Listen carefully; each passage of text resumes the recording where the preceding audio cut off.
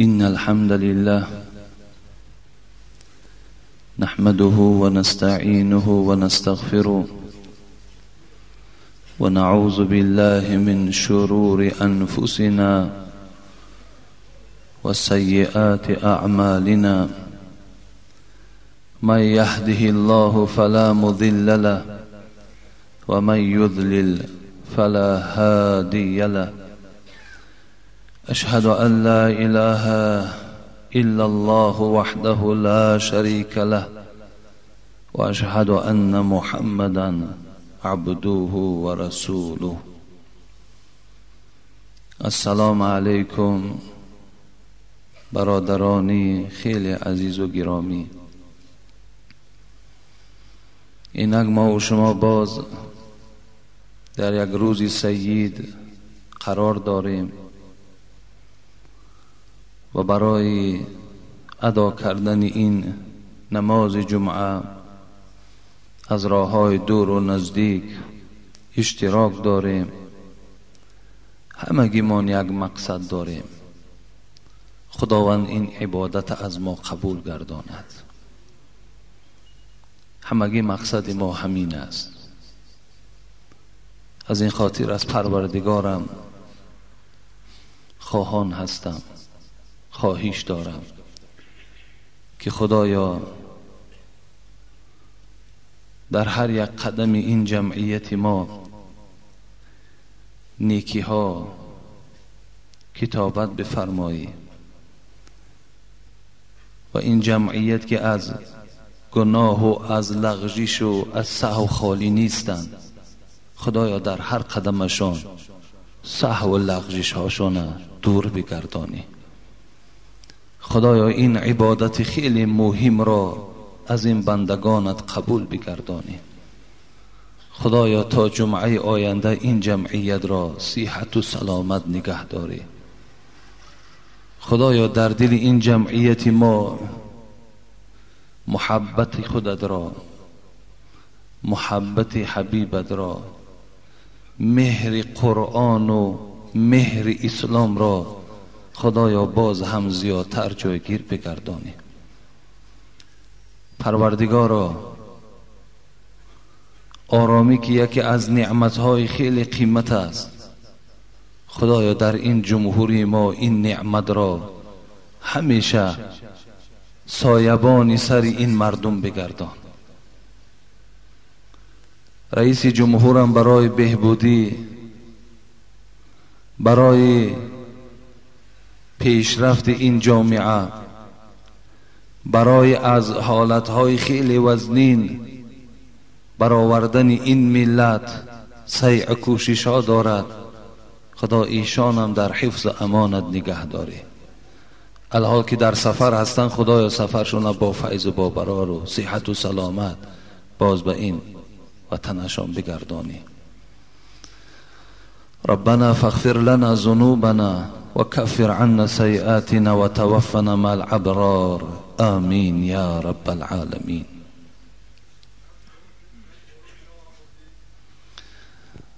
ان شاء الله دعا میکنیم.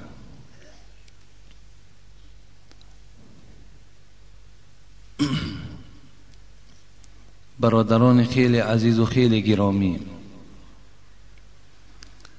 الحال ما از ساعت 9 تا حاضر در مجلس اشتراک داشتیم که نماینده ها از جمهوری در این شهر حضور دارند. مهمان این شهر ما و شما هستند و اینها هم به نهایت یک سفری خوبه، با یک نیت سفری خوب، با یک نیت خیلی نیک به این شهر آمدن و امروز در تمام جمهوری این نماینده ها در همه گوشه ها و در همه قشلاق ها و شهرها وجود دارد که این هم باشد برداشتن سطح زندگی برای مردم تاجیک. بلند شدن سطح زندگی ما و شما. برای از این معرکه های سیرخراجات، برای این عنعنه و عرف و رسم هایی که در این مردم ما و شما یک موقع معین پیدا کرده است، اینها را یک قسمش از بین دور کردن و در یک قسم دیگرش تنظیم را برقرار کردن، یک حد معین را نشان دادن است. راستی بار این موضوع خیلی موضوع مهم و از همه ما خواهش کردن که به تمام گوش مردم رسانین که این پیشنهاده که امروز رئیس جمهور برای تمام این مردم تاجیک کردن که دور ساختن معرکه های به نام سرتخته، به نام سه بیگه، به نام هفت، به نام جمعگی، به نام سال و 26 ماهگی به مردم رسانین که برطرف کردن این معرکه ها معنای او را ندارد که رئیس جمهور نسبت خیر و صدقه مبارزه میبرد، نه، بلکه خواهش او، بلکه نیت او این است که آن صدقاتی که ثواب دارد و آن صدقاتی که قرآن و احادیث های رسول اکرم او را برای ما خبر داده است، مردم را به او آشنا سازد. این معرکه هایی که از قرآن و از حدیث نیست به گوش مردم رسانند که اینها امروز کار کردن که دیگر گویا میان مردم تاجیک شکستند. مقصد رئیس جمهور همین است، نه علیه خیر احسان مبارزه بردن. هیچ کس نسبت خیر احسان مبارزه نمیبرد. خیر احسان قرآن بیان میکند، احادیث های رسول اکرم بیان میکند. البته ما همیشه با خیر احسان هستیم، لیکن کیها خیر احسان کنند، کیها صدقه کنند، چگونه صدقه کنند، کدام وقت صدقه کنند، انا اینها قطعی باید ما شناس باشیم. امروز یک برادر من باور کنین گشته و برگشته التماس از شما در حقم دعا کنید، التماس از شما همو جمعیت مردم کولا بگوی در حق من دعا کنند. من گفتم انشاءالله ما در حق همه مسافرها دعا میکنیم. برادر از روسیه تلفن داشتن، گفتن که من طی 8 ماه میشود که در زندان هستم، لکن پدر و مادرم درک ندارد. طی 8 ماه شد که من در زندان خوابم، لیکن پدر و مادرم درک ندارد. من زنگ میزنم خانه پدر و مادرم، میپرسن کارا چگونه است، میگم کارام همش خوب است، کارام نغز است. لیکن امروز ما به سبب همین آواره شدن از حساب زندگی امروز در یکی از زندانهای روسیه خوابیده هستم. 2 ماه دیگر مانده است برای برآمدنم، لیکن هیچ باور ندارم، زیرا که سلامتیم بسیار بد است و یک نفر بسیار در اینجا خونخوار همراه ما هست که همیشه تهدید میکند که تو از اینجا زنده نمیروی. در حق من دعا کنید که مرا خداوند از اینجا زنده و سلامت برآورد. این از حال مردم تاجیک. به سبب چی؟ به سببی که ما رحم و انصاف ما بیدار نکردیم. ما رحم و انصاف ما بیدار نکردیم. حبیب خدا من لم یرحم الناس لم یرحمه الله، این سخن معلم مان است. این سخن آن کسی هست که شما وی دوست می‌دارید، شما همچون محمد گفته از جاتان میخیزید صلی الله علیه و سلم در حق او میگوید. این سخن انا همون شخص است. من لم یرحم الناس، کسی که اگر به مردم خدا رحم ندارد، کسی که اگر در حق مردمش، در حق وطن خود رحم ندارد، لم یرحمه الله، خدا به او رحم نمی کند. رحم بیدار کنیم، انصاف ما بیدار کنیم. ما چی ها کردیم؟ ما کجا رفته استیم؟ خدا در قرآن فعین تذهبون میگوید ای مردم کجا میروید؟ کجا رفته ایستاده؟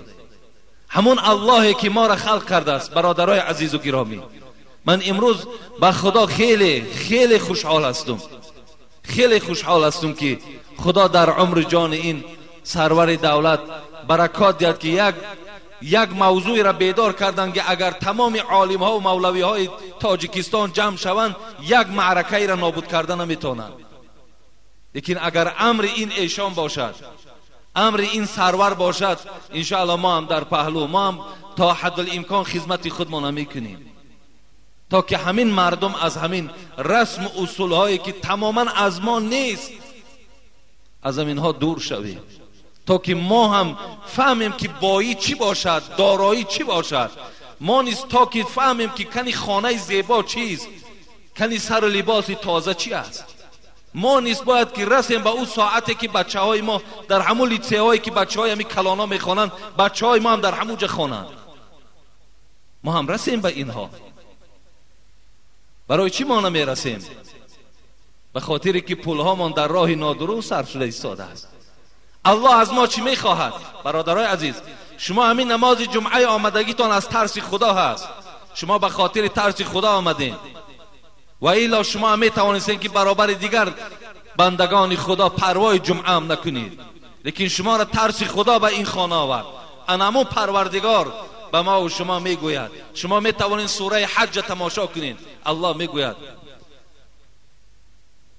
و ما یجعل علیکم فی الدین من حرج. خداوند میگوید نگردانیدم در این دینی که برای شما فرستادم مشکلات را من نگردانیدم. این دین را به خاطر من روا نکردم که شما در مشکلات و شما در فقر و در فاقه و شما در حالتهای خیلی ناگوار قرار گیرید. این دین را به او خاطر من روا نکردم، بلکه الله میگوید سوره بقره یرید الله بكم اليسر ولا یرید بكم العسر. الله میگوید خواهش من، مقصد من ای بندگان من این است که فقط میخواهم در شما آسانی باشد، فقط برای شما آسانی بیاریم. من نمیخواهم ولا یرید بكم العسر. الله میگوید من نمیخواهم که شما در مشکلات گرفتار باشید، شما روزهای وزبین از سر گذرا کنید. این الله میگوید من از شما نمیخواهم. الله نمیخواهد. حبیب او محمد صلی الله علیه و سلم میگوید اینی بعثت میسرین ولم تبعث معسرین. آمدم ای بندگان خدا تا که برای شما آسانی بیارم، نه آمدم که برای شما مشکلات برپا کنم. الله میگوید آسانی میخواهم، پیغمبر خدا میگوید آسانی میخواهم، الله میگوید مشکلات نمیخواهم، رسول اکرم میگوید مشکلات نمیخواهم. پس ما چرا اینا برای خود اختیار کنیم؟ چرا که خدا نخواهد، حبیب او نخواهد، چرا ما اینا خودمان قبول کنیم؟ این بی نهایت وهبه زحیلی خدا رحمت و مغفرتش کند، حنفی مذهب است، همین مذهب ما و شما هست. کتاب دارد به نام فقه الاسلام و ادلته. شما میتونید باب جنازه را از حضرت تماشا کنید. وای میگوید کدام قبیله که سرتخته دارد، کدام قبیله که سه بیگه دارد، هفت دارد، سال دارد، جمعگی دارد، 26 ماهگی دارد، فاتحه دارد، گهواره بندان دارد، خب باز دیگر گویم نه توی های سرخراجاتی که دارد. کدام قبیله که اگر از اینها اگر برخوردار باشد اینا در فرهنگ جاهلیت قرار دارند. در فرهنگ جاهلیت، شما فرهنگ وقتی من میگویم شاید معنای فرهنگ بعضی ندانید، لیکن فرهنگ آداب میگوید. در لغت فرهنگ آداب میگوید، عقل میگوید، دانش و معرفت فرهنگ میگوید. در کدام قبیله ای که انا همین معرکه ها اگر وجود داشته باشد، حضرت زحیلی میگوید شما در همون دانش جاهلیت پیش از اسلام قرار دارید. آخر ما بیدار شویم. آخر پول بی صاحب در کجا است که اینقدر ما صرف میکنیم؟ اینقدر صرف میکنیم. اینا همه از جمله اسرافند. شما میتونید که برادرای عزیز شما را هیچ کس فریفته نکند که بعضی ها شخصا یافت شود گوید که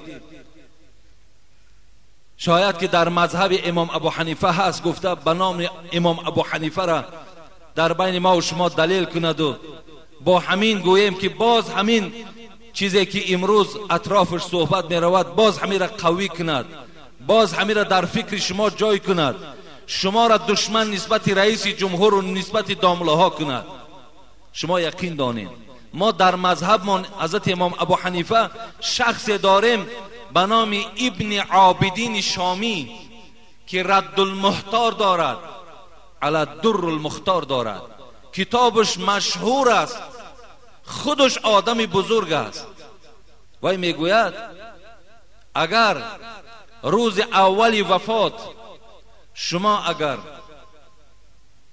همون مالی که از پدر مانده است یا از مادر مانده است در بین فرزندها تقسیم نکرده از همو گرفته اگر برای شکم خودتان استفاده برید این حرام است. میگوید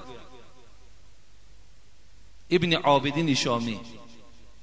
ما داریم کمال الدین سیواسی به نام ابن همام مشهور است، دارد کتاب به نام فتح القدیر، کتاب مذهبی ما و شماست. خوردن این طعام ها را مکروه زشت میگوید. ما داریم به نام محمود الفتاوا، صاحبش خدای نظر است، این یکی از دارالعلوم، یکی از مولوی های برجسته زاهدان است. محمود الفتاوا نام فتواش به نام پیرش محمود گذاشته است. پیر او یکی از عالم های برجسته پاکستان، قاضی پاکستان بود. ویا میگوید خوردن این یکی از مکروه های زشترین است. علی قاری داریم به نام کتاب نقایه دارد، داریم شرح نقایه فتح الباب. خوردن این طعام ها را برای ما مکروه میگوید. پس ببینید خداوند خبر داده است، حبیبش خبر داده است. خدا رحمت کند مجتهدای ما و شما را اینها را با گرفته برای ما وصیح کردن، همه را خبر دادن تا که ما به اینها نزدیک نشویم، تا که ما اجرای فرمان خدا را کنیم، اجرای فرمان حبیب خدا را کنیم. بسیار نیک می شود. دادرای عزیز همگیت فهمین که همین سطح زندگی پسته که از حساب همین نان خدایی های بی جایی که امروز در ما و شما برپا شده است این از اسلام نیستند. به این روز شما را اسلام نه آورد نرسانید، بلکه به عقلی ما و شما را به این اندازه آورد. ناگوش کردن ما و شما، اهمیت ندادن، طعنه کردن یکدیگر امروز ما را در همین سطح پسترین حالت ما و شما را قرار داد. امشب شما اگر اخبار تماشا کرده باشید رئیس جمهور در دبی بودند. بین مرکز اساسی سرچشمه اسلام برآمدنش عرب ها هست. چرا دولت های عرب اونقدر ترقیات دارد؟ چرا اونقدر عمارت های زیبا دارد؟ چرا بهترین خانه ها و ماشین ها را اونا سوار میشوین؟ چرا ما سوار نشویم؟ چرا ما نداشته باشیم؟ سرزمین میبینی، شهر میبینی، به خدا قسم روی دلت کشاده میشود، راحت میکنی. حالا که حبیب خدا گفتن بنو مدائنکم مشرفتن، حبیب خدا میگه شهرهاتون با شکوه کنید، شهرهاتون زیبا کنید. با چی زیباش کنید؟ احسنوا لباسکم و اصلحوا رحالکم، بهترین لباس پوش و بهترین ماشین در سوار شو. با چی لباسی زیبا پوشید؟ با کدام احوال من در بهترین ماشین سوار شویم؟ برای اینا مبلغ در کار، لیکن مبلغ ما در راه می رود که خدا در قرآن میگوید یا ایها الذین آمنو، ای کسانی که دعوای ایمان و اسلام دارید، لا تأکلوا بینکم، لا تأکلوا اموالکم بینکم بالباطل. الله میگوید ای کسانی که ایمانی به خدا دارید مالهاتون در راه نادرست نخورید، مالهاتون در راه نادرست صرف نکنید. راههای نادرست کدام راه است؟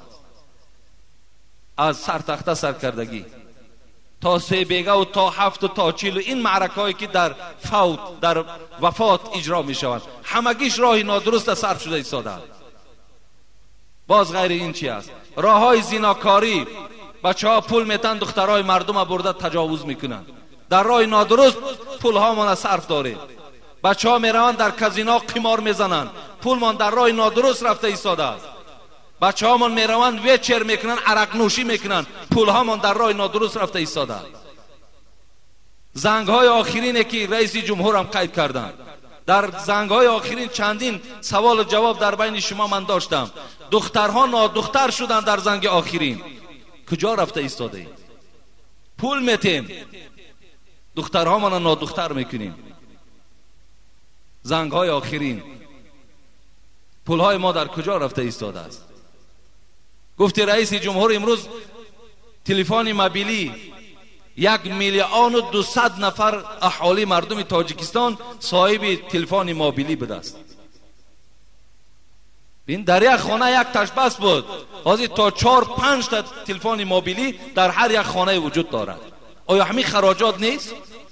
300-400 سامان در تلفن میخریم، تا کودکان خریدیم، هر کدام او یک سامان دو سامان گپ میزند و میگن دزدم دزد، سوزن دزدم دزد.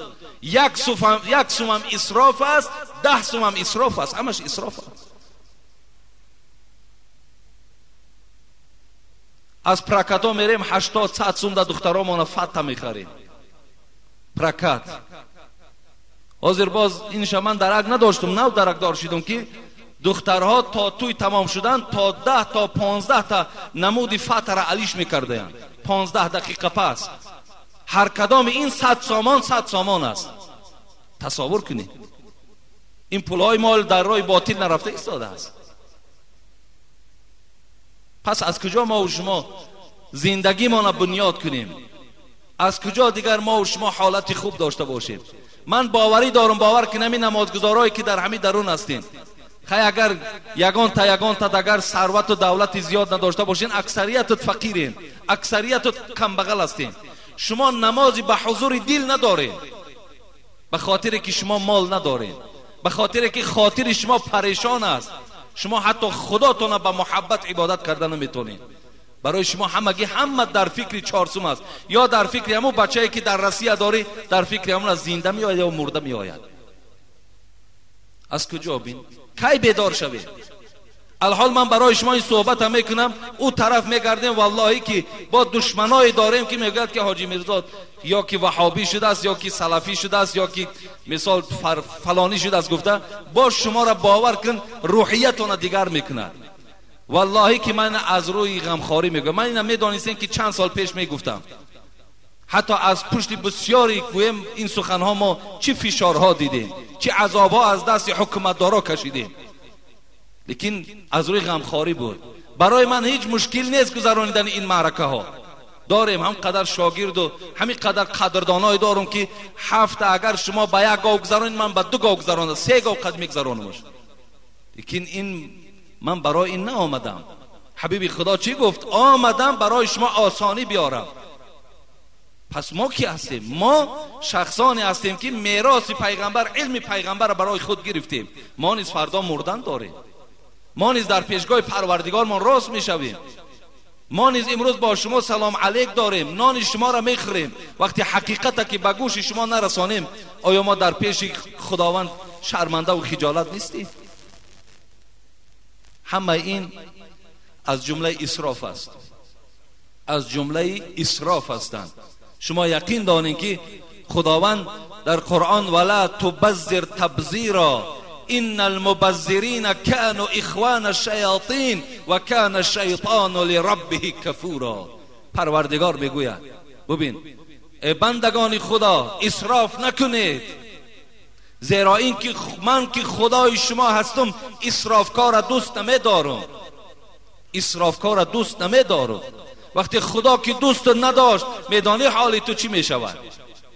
و ما همیشه دعا میکنیم که خدایا محبت ذات خودت را در دل ما جای کن، خدایا ما را محبوب ذات خودت گردان، خدایا ما را دوست دار. خدایا ما را مهربانی کو، خدایا ما را پرورش کو، خدایا ما را از همه مشقت ها نگه دار. پس ما از این دعای خودمان الکی ببین چیکار کردیم، باز اسراف داریم، عملی را داریم که خدا با این عمل ما را بد میبیند، با ما مهربانی نمیکند، ما را دوست نمیدارد. الله میگوید شما یقین دانید که اسرافکار برادر شیطان است، برادر شیطان است، و یقین دانید که شیطان در نزد خدا کافر است. شما با کافر رفیق هستید. در کتاب 4 کتاب گویم، کتاب 4 کتاب گویم زنکا میخوانند، یا کتاب عادی، نه اونقدر کتاب بلنده که من از او برای شما فتوا دهم. یکی خدا رحمتش کند، هر چی باشد یک ورق هم نویسانده است، کتاب تصنیف کردن کاری آسان نیست. خدا رحمت و مغفرتش کند. میگوید که ببین اسلام ببینیم برادرای عزیز، مکن اسراف ماء مجانی چون ولا تصرفو حمیدانی. حضرت ابی یک نصیحت پدرانه انسان ها میگوید مکن اسراف ماء مجانی. این همین ما گفته آب میگن، مجانی گفته این همین آبهای مفته که ما داریم حاضر یگان تاش کرینیک ندارد، همین پریده رفته است، این همین آبها آبی مفتن. میگوید حتی همین آبهایی که مفت هستند، به پول هستند، انا همین صرف نکنید، همین اسراف نکنید. متاسفانه امروز ما و شما نماز داریم، زکات داریم، روزه داریم، لیکن در خانه در اسراف اهمیت نمیدیم. گاز است کشادش میمونیم. یک وقت گازامون آنقدر بلنده بود که در خانه دیگر لامپچکه را نه بلکه گازا را استفاده میبردیم در جای لامپچکه ها. گاز تا روز میسوخت، پروا نداشتیم. این غضب خدا شد. کجا شدم او گاز؟ الله در سوره ابراهیم میگوید اگر شما به نعمت دادگی من شکر کنید زیادش میکنم، اگر شکر نکنید از دستان میگیرمش. مکن اسراف ماء مجانی چون ولا تصرفو همه خانی یا همه دانی. حضرت میگوید همین آب مفته، این همین چراغ هایی که الحال اینا در مسجد گریان هستند، این همین کسی گریان کرده است، این همین زامین های، این همین گریان کردگی این همین آدم گناهگار است، زیرا الحال ما به همین چراغ احتیاج نداریم. در خاندان مانم، همراه خاموشش که برادر عزیز، در خاندان مانم اگر ما چراغ ها را بیهوده صرف کنیم، اگر گاز و آب و دیگر را بیهوده صرف کنیم، این حالت چی می شود؟ این حالت ما گناهگار می شویم. این حالت در عبادت ما ثواب نمی ماند. ما را خطاب دارد، حضرت فهمانیده ایستاده است چون ولا تصرفو همه خانی. تو آیتی ولا تصرفو را نمی خانی. خدا در قرآن چی گفت؟ کلوا واشربوا ولا تصرفو، بخورید بنوشید لیکن اسراف نکنید. در وضو آب 1.5 من است، غسل را 4 من ز تعلیم است. صاحب 4 کتاب میگوید ببین حتی همین آب طهارت در اسلام چینک دارد. این امروز ما و شما 1 سطیل میگیریم طهارت میکنیم، لیکن حضرت میگوید 1.5 من قطی شما میتونید که با 1.5 لیتر باید که چیکار کنید؟ طهارت کنید. یا گویم با 4 لیتر آب شما باید غسل کنید. این مقصد من این نیست که شما مثال به همین 4 لیتر غسل کنید. مقصد صاحبای کتاب ببین، مقصد دین اسلام ببین که همه چیز باید چینک داشته باشد، هر یک چیز باید اندازه داشته باشد. کفا بالمرء اسما ان یضیع من یقود. حبیب خدا گفت برای دوزخی شدن تو، برای عاصی و گناهگار شدن تو در پیش خدا این قدر عمل تو بس است که پولی که برای احتیاج خانه داشتی و یا در راه نادرست صرف کردی. پول من در راه نادرست صرف شد، آمد مردم خورد و رفت، معرکه های نادرست، معرکه های بیجا، معرکه هایی که از قرآن و حدیث بیرون، تا جای ما ثواب گیریم در پاداشش ما جزای بد میگیریم. ما از نزد خدا هیچ وقت مکافات نمیگیریم، زیرا که ما علیه قرآن و حدیث مبارزه برده ایستاده ایم. خدا در قرآن لقد کان لکم فی رسول الله اسوة حسنه، شما برای شما ای مردم مسلمان زندگی پیغمبرتان درس است. گفت خداوند آیا حبیب خدا پنجشنبگی کردند؟ جمعگی و دوشنبگی کردند. آیا کنیک در کدام کتاب خبرش آمد؟ آیا دختر پیغمبری خدا در نزد حبیب خدا جان دادند؟ آیا برای دخترش پیغمبری خدا 3 بیگا و 7 و 40 کردند؟ نکردند. پس مادام نکرده باشند، حیات پیغمبر، عمل پیغمبر برای امتاش باید درس باشد. خدا در قرآن و ما اتاکم الرسول فخذوه و ما نهاکم عنه فانتهوا، آن چیزی که محمد آورد بگیرید، از آن چیزی که من تان کرد باز ایستید. چرا باز نمیستید؟ اینها را حبیب خدا نیاورد، اینها را ما خودمان، اینها را دشمنای ما و شما در بین ما و شما پرتافتند تا که اقتصاد ما و شما را شکنند. میگویند که دامله ها رفته در جمعگی ها اشتراک میکنند، بعضی هاش میگوید که حتی پول میگیرند. من تا حال از هیچ اخبارات ندارم که کدام داملا شما را گفته باشد که من فلان ختم یا فلان معرکه تو دا می آیم فلان قدر مقدار مرا پول ده. هیچ کدامش نمیگوید. بازم آن که نادارن، به شرایطن، از شما باور که طلب نمیکنن، حرام است. لیکن چرا ارتیسا را نمیگن؟ چرا نسبت ارتیسا نمیگن؟ ارتیس $1000 میگد، $500 میگد، به رحمش $2000 $3000 میگد. چرا وای نمیگد که وای حرام میخورد؟ اینش هم قید کردن در کار. اینش هم پول ما نادرست رفته ایستاده است.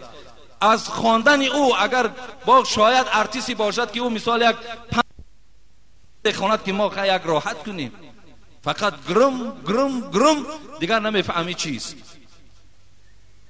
چند زنی دیگر گویم با به ترتیب در بین مثال رقص دارن، ما چیکار میکنیم؟ بعد شما را برده باز در بین گویم کرته های همونا دستامون می اندازیم، پول می چسبانیم. آیا همین پول ما در راه نادرست نرفته ایستاده است؟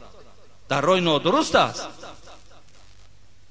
برای برادرای عزیز، والله که فقط میخواهم آن چیزی که رئیس جمهور خواستن همون میخواهم، فقط برای برداشتن سطح زندگی شما بای باشید، شما دارا باشید. اگر همین آدمی که دارا باشد، شرایط داشته باشد، وقت چم خوش است. باور که بسیاری بیماری ها حساب ناداری است. نداری بیمار میشه، نداری فشار خون میشه، نداری دلت میزند، همه بیماری ها از حساب بی پولی میروی. او شاعر خدا رحمت کند میگوید مرد اگر نادار گردد غیرتش کم میشود. ببین همین مردک که نداشته باشد، بی پول باشد، تماما غیرت ندارد میگه. حالا که مردک با غیرت است کو، مردک قوت همه عذاب دارد، نه که پول که ندارد میان او را غیرت او را به پولی شکسته است. مرد اگر نادار گردد غیرتش کم می شود، آبروی او بریزد همچو خاکیستر شود. از به پولی در آبروش می ریزد، در پیش یار رفیقش قدر ندارد، حتی در پیش پدر مادرش به پول باور که قدر نداره. امروز بچه پول داره دوست میداره، بچه به پول دوست نمیداره. بچه درآمدناک اگرچه به خدا هم که باشد با او تکیه داره، بچه مثال به پول که فراست و مثال عقل داره او را دوست نمیداره. برای چی؟ به خاطر وای پول داره، پولدار است. این پولداری تا چه حد آورد ما و شما را رسانی که پولدار همه دوست میداره. حتی خداوند میخواهد شما پولدار باشید، حتی حبیبش میخواهد شما پولدار باشید.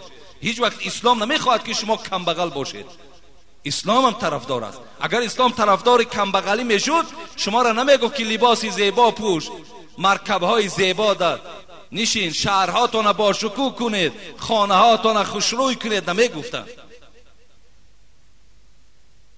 برای همین چیزی که امروز ما و شما را به قدر کرده است، گفتی شاعر، آبروی او بریزد همچو خاکیستر شود. در پیش زنت باور که قدر نداری، در پیش فرزندات قدر نداری. آدمی که اگر به شرایط به پول باشد، برای چی؟ برای که اون مردم به پول کردگی انمون زن است، انمون زن است.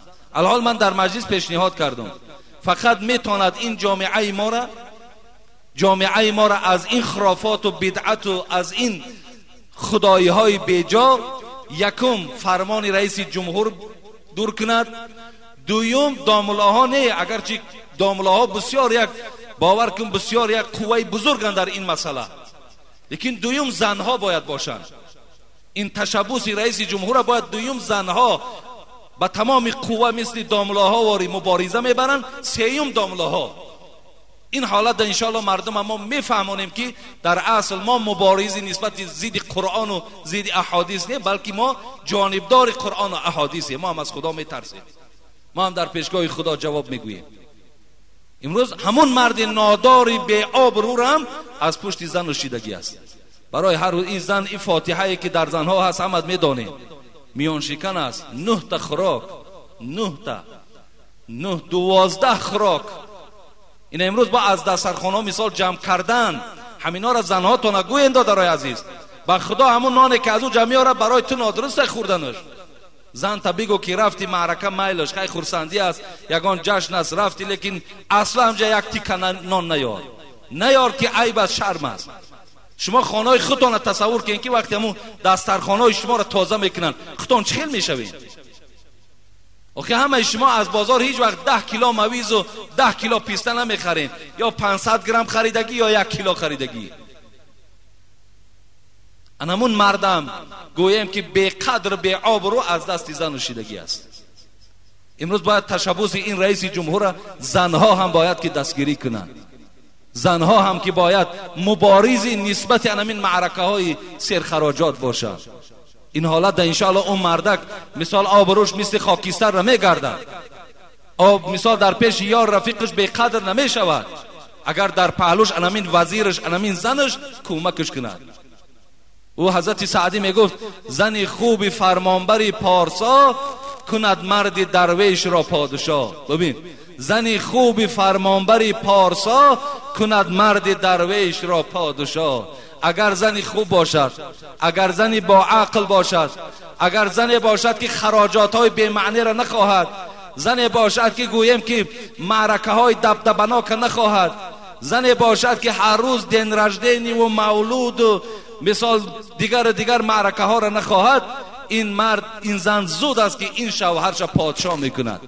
مقصد از پادشاهی گویم که در این تخت پادشاهی نشستن نیست، بلکه مقصد از پادشاهی این است که همون مرد در پیش یار و رفیقش با قدر میکند، در پیش یار رفیقش گویم که شرفش بلند میکند. اگر زنی که شوهرش کمک کند و در این گونه خراجات های بی معنی که امروز نسبت او صحبت میرود دستگیری کند. مرد اگر نادار گردد غیرتش کم می شود، آبروی او بریزد همچو خاکستر شود.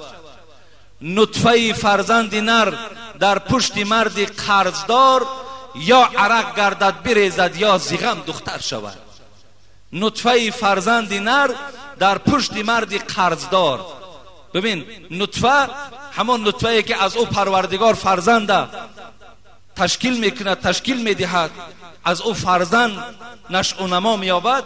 انا همون نطفه مرد از نطفه زن با فرق کننده است.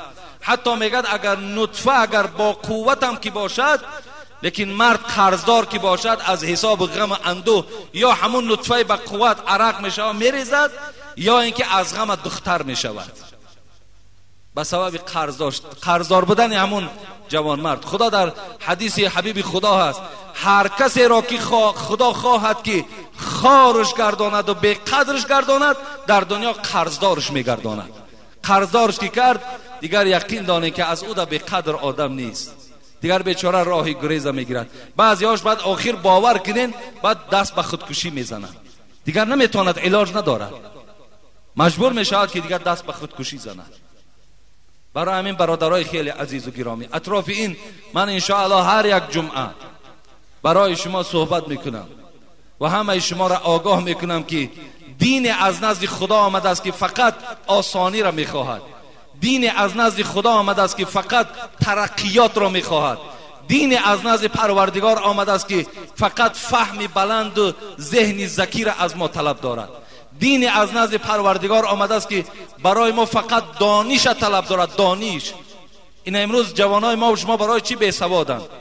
برای چی بی‌سوادند؟ این امروز من خواهان نیستم که همین جوانای مکتبی در مسجد من باشد. من 10 بار قید کردم، اگرچه امروز خیلی بچه‌شم کم میرسد. چند بار گفتیم اینا جوانای امروز در مکتب ها هستند. من نمیخواهم که حتی مکتبش پرتافته آمده در جمعه اشتراک کند. تو را خدا میبخشد. من برای تو فتوا داده ایستادم. کدام انسانی که امروز در کارخانه‌های دولتی کار میکند که مثال گویم که شرایط آمدن جمعه ندارد، طلبه هایی که در مکتب میخوانین آمدنی به جمعه را ندارین، شما را خدا میبخشد شما با دارد جمعه به خودش خلیفه نماز پیشین آمدین پیشیناتون خوانین، لیکن در درس هاتون اشتراک کنین. معلماتون چخیلی که دامله ها را دستشون بوسه میکنین، همون معلماتون دستشون بوسه کنین، همون هم پیرهای شما هستند، همون هم استادای شما هستند، همونا را هم احترام کنین. این است مقصد ما. همون اسلامی که امروز آمده است همین دانش از ما و شما طلب دارد. هیچ وقت نمیخواهد که ما نادان باشیم، هیچ وقت نمیخواهد که ما نافهم و بیدانش باشیم. انا امروز همین معرکه های بی معنی که در بین ما و شما که قبولش نداریم، اگر نصیحت کنیم نصیحت قبول نمیدارین، این از روی جهالت و بیفهمی شما هست. دانش که ندارین فکر میکنین که این به ضرر شما هست، حالان که به فایده شما هست. برای این جوانای عزیز همیشه در درس هاتان باشین، خوانین، علم آموزین، همین تاجیکستان ما آباد کنیم. تاجیکستان ما مثل همون دولت های عرب که میبینی زیب و زینت دارد، همه امرا آدم کرده است، یگان ملائکه برای او عمارت نساخته است. ما نیز اگر همچنان مهنت کنیم، همین صرفه کاری کنیم، اسراف راه ندهیم، ان شاء الله والله که شهر ما و شما شهر با شکوه می شود. لیکن خواهش من هم از همون معلما این است، از حکومتدارا این است که در برابر از مسجد منع کردن طلبه ها باید که از بازارها هم منع کرده شود. امروز اکثر طلبه ها در مسجد ها نه بلکه در بازارها هستند. بیچاره مثال گویم خدمت میکنن، صدقه میبردارن و دیگر. بسیاری بچهای ما در کامپیوترها امروز اشتراک دارند، 3 ساعت و 4 ساعت در درون کامپیوتر فقط نقشه جنگ و فوتبال و دیگر تا 3-4 ساعت در پیش کامپیوتر است. امروز بچهای ما اکثریتش در راه ها ماشین میشوند، از اینجا هم اونها را منع کردن در کار. اکثر بچهای ما امروز والی عادت یاد گرفتن، میدونن که در قبرستان ها که ما پول تقسیم میکنیم، بعضیاش قبرستان میرن از اونجا پول میگیرن، از اینجا هم منع کردن در کار. فقط با یک منع کردن مسجد مراد حاصل نمیشود، مراد حاصل نمیشود. من انشاءالله باوری دارم و تمام آن برادرها را باوری میکنم که انشاءالله والله که مثل مکتب انا همینجا هم تعلیم میگیردم بچهای شما، لیکن در وقتی درسش باید درس خواند. بیرون از درسش از روی قانون اجازت است که آمده در درس، مثال در مسجد است، در موعظه است، اشتراک کند. اسلام از ما همین نمیخواهد. برای همین بیان یک جای کوشش کنیم که همون پول مانه برای سر لباس بچه‌مان، برای گویم که خریدن کتاب، برای خریدن این اسباب‌های نوی تکنیکی که برآمده است، در اینها اگر صرف کنیم انشاءالله این بچه‌ها در آینده ما و شما در خدمت میکنن. بسیار خرسند میشم که اگر همین چیزی که پیشنهادی که از جانب رئیس جمهور شده است همگی ما دستگیری کنیم، فریفته هیچ کس نشوین. منم والله که در قطار همون انسانایی که شما با اونا اخلاص دارین، باوری دارین، منم از اونا دیده شاید زیادتر از خدا میترسم. ما هم خدا ترس هستیم، ما هم نیکخواه هستیم، ما هم میخواهیم که فقط در شما بهبودی باشد، شما با بچه باشید، شما با دولت باشید، شما شرایطهای خوب داشته باشید. باور کن در همین معرکه هایی که من الحال اطرافی او گپ میزنم، آخه از همه در قدر بلند اونجا ما داریم، لیکن همین ما برای شما بیان داریم که اگرچه ما همونجا رفته بهترین طبقه پیش ما دا میمانند، بهترین کرپچه دا ما مینشینیم، با بازم این به دست ما پول میدهند، لیکن ما خبر دادیم برادرای عزیز کار کنین که از همین دور باشین. ما سیر کردیم از همون طبقه شما، ما سیر کردیم از همون پول شما. یک گپ برای یک همه، برای یک کس برای همه، این شعار قرآنی است. کوشش کنیم امروز جامعه ما آباد کنیم، خیر احسان های ناجا را از نظمان دور کنیم. اعوذ بالله من الشیطان الرجیم. الم یجدک یتیما فآوی. موضوع ما و شما جمعه گذشته آیه تفسیر سوره والضحی زیر این آیت قرآن الم یجدک یتیما فآوی، پروردگار میگوید ای محمد صلی الله علیه و سلم، آیا من تو را یتیم نیافته بودم؟ آیا من تو را یتیم نیافته بودم؟ فآوى و برای تو جایگاه مأوای آماده کردیم. مفسران میگویند وقتی که حبیب خدا در شکم آمینه مادرشان 6 ماهه بودند، پدرشان عبدالله ابن عبدالمطلب از دنیا گذشتند. 6 ماهه بودند. 6 ساله شدند مادرشان آمینه از دنیا گذشت. آمینه حبیب خدا را خداوند یتیم میگوید. یتیم یافتیم تو را. در اصل 6 سالگی، ساعتی که وقتی دوستداری پدر و مادر است، از آغوش گرم پدر و مادر حبیب خدا در سن 6 سالگی محروم ماندند. فآوى، پروردگار میگوید بعد این آیا ما برای تو جایگاه مقام خانه معین نکردیم؟ که این آن خانه کدام خانه بود؟ خانه عبدالمطلب باباش بود. باباش عبدالمطلب بود. گرفت در تربیه خودش رسول اکرم را. 2 سال در زیر تربیه باباش بود که باباش هم گذشت. حبیب خدا 8 ساله از پدر، از مادر، از گویم که آغوش گرم بابا هم محروم ماندم. باباش هم بسیار دوستش می داشت. بعد از این آمد حضرت در تربیه عمکش ابو طالب پدر حضرت علی قرار گرفت. خداوند همینه به ما یادرس دارد که ما رسول اکرم یتیم یافته بودیم. او دوران یتیمی را اثر گذرانیده است. در همین سوره مبارکه و الضحی باز الله در دوامش چی میگوید؟ فاما الیتیم فلا تقهر. ای حبیب خدا ما تو را یتیم یافتیم، یتیم ها را احترام کن. هیچ وقت بالای یتیم ها دوغ و پوپیسه نکنید. یتیم ها را ملال نکنید. با قدر یتیم ها رسید. خداوند میگوید حکمت از یتیم یافتن تو این بود که اولا به قدر یتیم ها رسی، دوم این بود که شخصان پیدا نشوند در آینده و گویند که محمد بای بچه بود. محمد این دینی که آورده است از نزد پروردگار، این دین از نزد خداش نیست، بلکه خودش به خاطر که پول داشت، مال داشت، این کتاب برای مردم پیشنهاد کرد. الله میگه حکمت انامین بود که تا که امروز عاجز آیند، کسی گوید که از پیش خودش کرد، ما میگیم خواهی دولت نداشت. اگر گویم پدرش کرد، میگیم پدرش بیچاره یک آدم فقیر حالت گذاشت که رسول اکرم ندیده بود. این معجزه است، این قدرت الله است که ما تو را یتیم یافته بودیم. به این خاطر که تا که دشمنهای اسلام زمانه نشود گوید که این دین دینی از پیش ساخته، دینی آدم ساختگی است.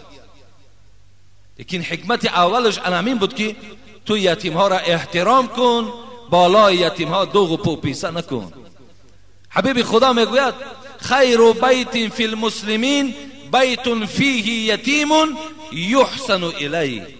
بهترین خانه حبیب خدا گفت انعمون خانه هست که در او یتیم بچه زندگی میکند و وی مثل فرزندهاش حقوق دارد، احترام دارد. در خانه بسیاری از شما یتیم ها وجود دارد، از پدر و مادر محروم شدن، چه از اولادتان باشد چه از یگان گویم که یتیم خانه گرفته تربیت دارین. حبیب خدا گفت خانه های شما بهترین خانه هست، با برکترین و با فیضترین خانه، خانه هست که در او خانه یتیم وجود دارد، لیکن مثل بچه و دخترهاش قدر و قیمت دارد، احترامش میکند. و شر بیت فی المسلمین بیت فیه یتیم یساء الیه. حبیب خدا گفت بدترین خانه همون خانه هست که در او خانه یتیم وجود دارد، لیکن همیشه عذاب دارد، همیشه وای مورد عتاب، مورد مشقت قرار دارد. بچه هاش در راحتن، این یتیم بچه عذاب میکشد به خاطری که وای گویم که هیچ پایه ندارد، به خاطری که وای یگان گویم کلانتر ندارد و یکی عذاب میدهن. حبیب خدا گفت این خانه تو بدترین خانه ها هست. چوبینی یتیمی سرافکنده پیش، مده بحثه بر روی فرزند خیش. الا تا نگیرید که عرشی عظیم بلرزد همه چون بگیرید یتیم. شاعر میگوید چوبینی یتیمی سرافکنده پیش. یک شخصی را میبینی که بیچاره پدر میخواست، مادر میخواست، لیکن با قضای اللهی اون مادر پدر خدا گرفت. مده بوسه بر روی فرزند خیش. بچه تا در پیش او نوازش نکن، بچه تا در چهره و رخساره های او بوسه نده که دل او درمند میشود و هم یاد پدر و مادر میکند. الا تا نگیرید که عرشی عظیم بلرزد همه چون بگیرید یتیم. وقتی یتیم گریه میکند عرش پروردگار لرزش میکند، عرش میجنبد، خداوند ناراحت میشود، حبیبش ناراحت میشود. وقتی یتیم ما مورد عذاب، مورد گویا مشقت قرار بدهیم.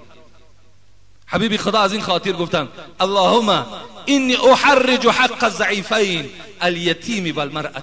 خدایا من در پیشگاه تو دعوا دارم، من در پیشگاه تو گناهگار می شمارم آن کسانی که حق زنها را پایمال میکنند، زنها را عذاب میدهند، زنها را دشنام میدهند، زنها را مورد عتاب و مورد طلاق قرار میدهند. دویم شخصانی که حق یتیم را میخورند، مال یتیم میخورند. من در پیشگاه تو پروردگار فردای قیامت از بالا اینا دعوا دارم، من اینا را گناهگار میشمارم.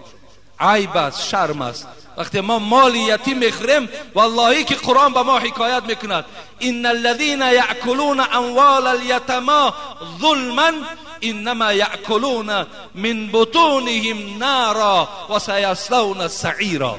خداوند میگوید ای کسانی که حق یتیم میخورید، مال یتیم میخورید، یقین دانید که در شکم شما مال یتیم نیست، بلکه در شکم شما آتش دوزخ است. و سیصلون سعیرا. زود است که به این مناسبتی بدود، به این مالخوری از جانب یتیم تو را ما در دوزخ من جای بکنیم. آیا ما یتیم نمیخوریم ما و شما؟ آیا امروز همون مردی که از دنیا گذشته است چند صغیر در خانه مانده است گاوش میبره میکشه، مال یتیم نیست؟ همون مال یتیم نیست؟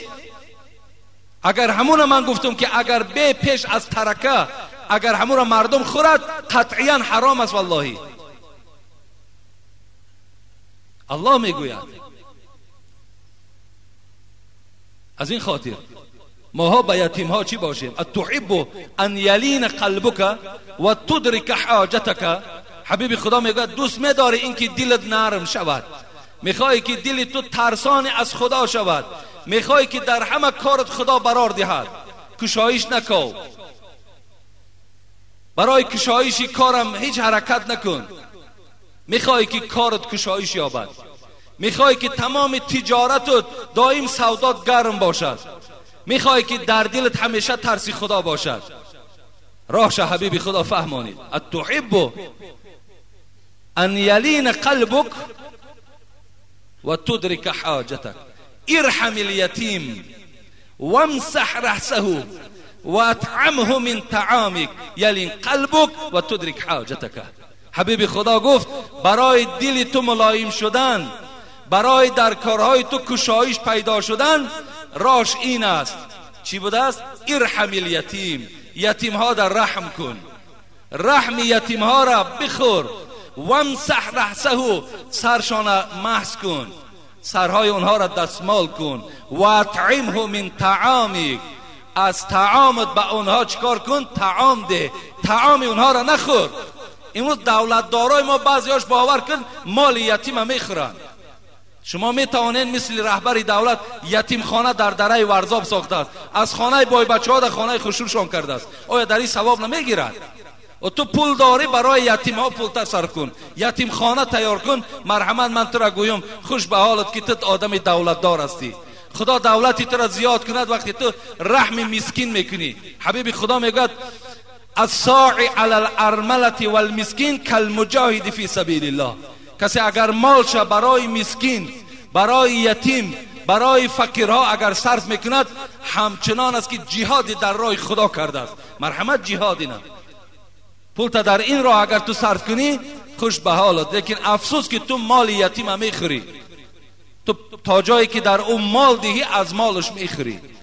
ولی بسیاری آدما را تاریخ‌ها را گوش میکنیم که میگن فلانی را سالای شوروی در ترمه کردن، زندانی کردن. چرا؟ برای میگه یک یتیم خانه بود، صغیره خانه بود، همونجا رسترت کرد، مال همه را خورد، یکی برده زندانیش کرد. بسیارش که مردن لیکن بسیار زنده هستند. تا اگر حق یتیم نگرداند خدا را نمیبخشد. ما تو را یتیم نیافته بودیم حبیبی خدا، تو را یتیم یافتیم، لیکن به خاطر که یتیم ها را احترام کن. ابیذر غفاری را حبیبی خدا چی گفت؟ همین قطع صحبت من انجام میدیم. گفت یا ابیذر، ای ابیذر، گفت اینی احب لک ما احب لنفسی، آن چیزی را که برای تو دوست می‌دارم، آن چیزی را که برای خودم دوست می‌دارم برای تو هم دوست می‌دارم، لیکن برای تو دو نصیحت دارم. یکم نصیحتم این است، اینی اراک ضعیفا، من تو را ضعیف می‌بینم، من تو را بی دانش و بی علم و پیرانسال می‌بینم. از این خاطر هیچ وقت رهبری را به گردن نگیر.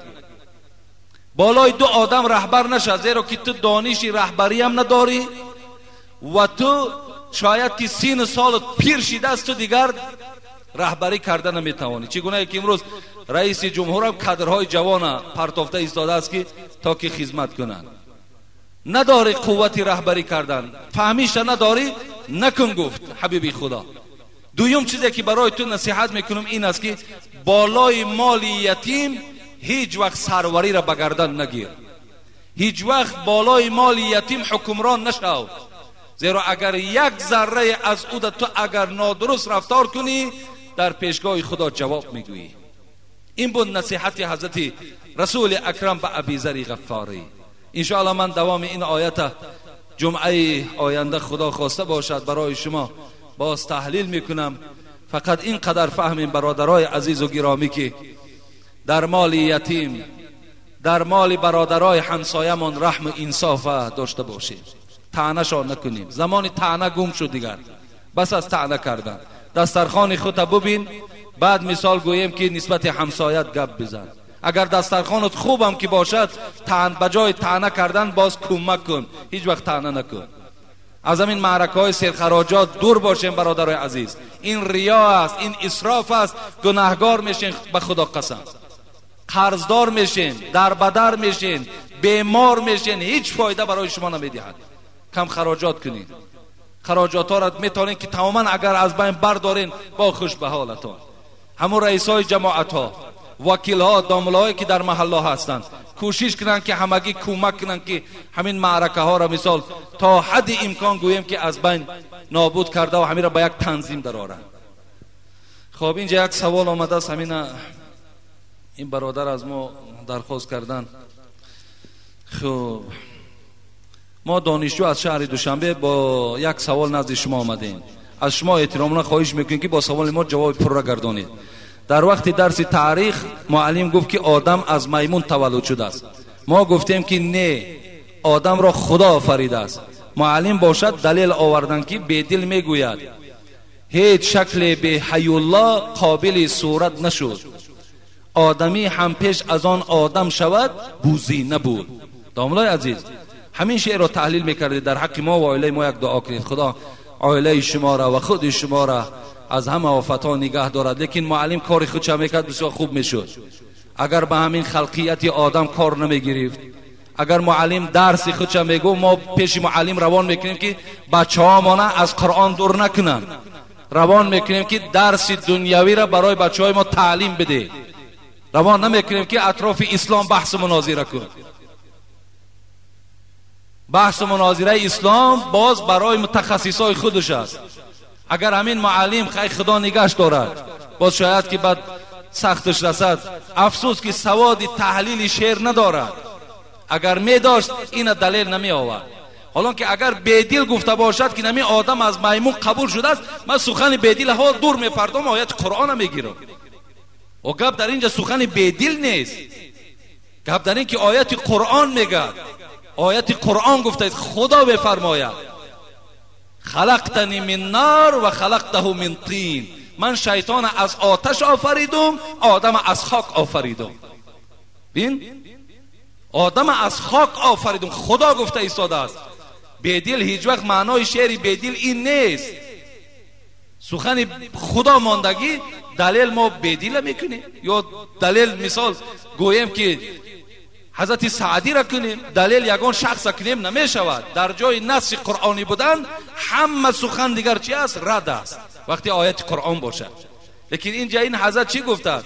هیچ شکل به حی الله قابل صورت نشد. البته صورتهای شما را خدا میگوید ترتیب داد.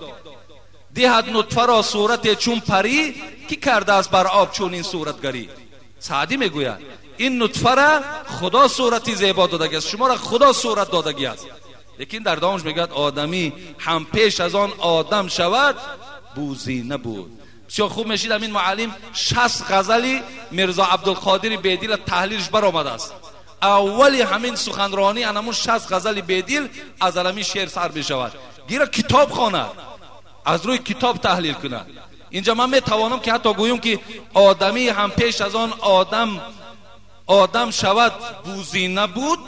من میمانمش که علامت سوال. من زبان خواندم، من ادبیات از معلم ده خوب میدونم، علامت سوالش میمانم. حضرت بیدل گفته سای ای مردم، آیا همین آدم پیش از آنه که آدم شود میمون بود؟ سوال داده سای. ما جواب میگویم نه میمون نبود. این است سوالش میمانیم. ما آخرش در جمله سوالی میگویم، جمله سوالی بوزی نبود بلکه چی بود؟ از خاک بود آدمش کرد خدا. خدا همه تا معلمان نگاه دارد. معلمان ما بسیار داریم لیکن کاری خودشون نکنند، درس دهند، بچه های ما را از علم دنیا خبر دهند. از حکم قرآن و حدیث متخصصا وجود دارد. انشاءالله متخصصا هر کس موضوع خودشه. اما لیل این گفته بود که هر که کاری خودشه کند بسیار خوب می شود. خب سخن لیل اینم گو کار میتونیم تایی. رجب علی از دوشنبه خدا برکتش داد یک مبلغ آوردن. اسلام از دیودار، آفرین از دیودار. این خب یک برادر بیمار است، در حقش دعا کنید. گفت از اینجا یک مبلغ آوردن. بابای عبدالاحد خودش و پسرانش را دعا دهید، یک مبلغ روان کردن. یک برادر اینجا باسم داده است، در حق مرحوم حاجی سفرов دعا کنید. حاجی شاه اینجا می آمد صف اول دمی نشست، الحال زیر خاک است لیکن بچهش هیچ فرق دیگه از پدرش ندارد. همون دست خیری پدرش در بچهش حاکم جان وجود دارد که همیشه در مسجد ما کمک میکنه. یک برادر از دوشنبه یک مبلغ دادن. مبارک شاه با دوستانش یک مبلغ دادن.